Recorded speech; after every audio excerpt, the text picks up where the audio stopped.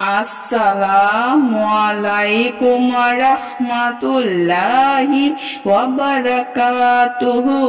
সুপ্রিয় সম্মানিত দর্শক ও শ্রোতা, আশা করি মহান রব্বুল আলামিনের দয়ায় আপনারা সকলেই ভালো আছেন। সুপ্রিয় সম্মানিত দর্শক ও শ্রোতা, আজকে হযরত বিলাল হাবশী রাদিয়াল্লাহু তাআলা আনহু থেকে একটি ঘটনা বর্ণনা করব।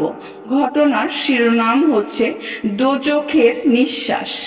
সুপ্রিয় সম্মানিত দর্শক ও শ্রোতা, আপনাদের নিকট অনুরোধ থাকবে ঘটনাটি শেষ পর্যন্ত শোনার। হযরত আবু যর গিফারি রাদিয়াল্লাহু তাআলা আনহু বলেন, আমরা এক সফরে নবীজি সাল্লাল্লাহু আলাইহি ওয়াসাল্লামের সঙ্গে ছিলাম। হযরত বিলাল রাহমাতুল্লাহ আলাইহি আযান দেওয়ার ইচ্ছা করলেন। নবীজি সাল্লাল্লাহু আলাইহি ওয়াসাল্লাম বললেন, ঠান্ডা হতে দাও। তিনি আবার আযান দেওয়ার ইচ্ছা করলে নবীজি সাল্লাল্লাহু আলাইহি ওয়াসাল্লাম বললেন, ঠান্ডার সময় হতে দাও।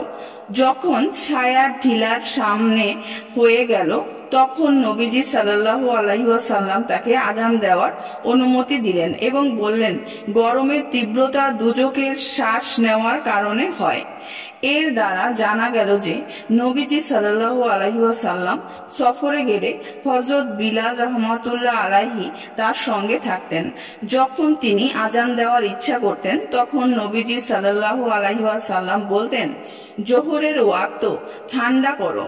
এমনকি ছায়া জমিনের উপর পড়ত। সুপ্রিয় সম্মানিত দর্শক ও শ্রোতা, আজকের ঘটনাটি এই পর্যন্তই।